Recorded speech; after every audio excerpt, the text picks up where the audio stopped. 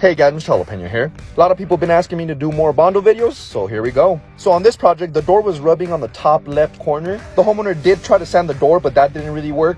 And before I make any adjustments to the door, I just make sure I look at the reveal and make sure it's consistent all the way around. The only part where the reveal was not consistent was at the top left corner, like I mentioned. So instead of sanding the door, I put a screw on the corner to lift that corner up a little bit. I don't want to adjust the hinges because I'm going to mess up the reveal on the sides of the door. But anyways, here's the star of the show, Mr. Bondo. For this little repair, I only need a little bit of Bondo, mix a little bit of that cream hardener, that way it's going to be sandable in 15 minutes. Just make sure you mix it really good, and this is going to be the first coat. Just make sure you fill that hole pretty good, and sometimes it might shrink a little bit. So what you want to do is let the first coat dry a little bit. I'm using 120 grit sanding paper.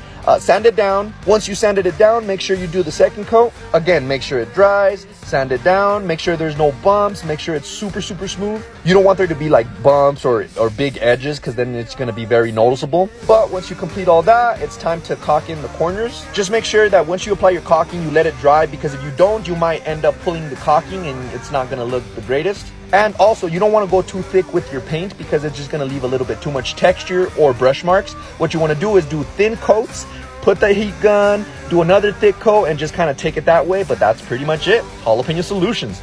Boom.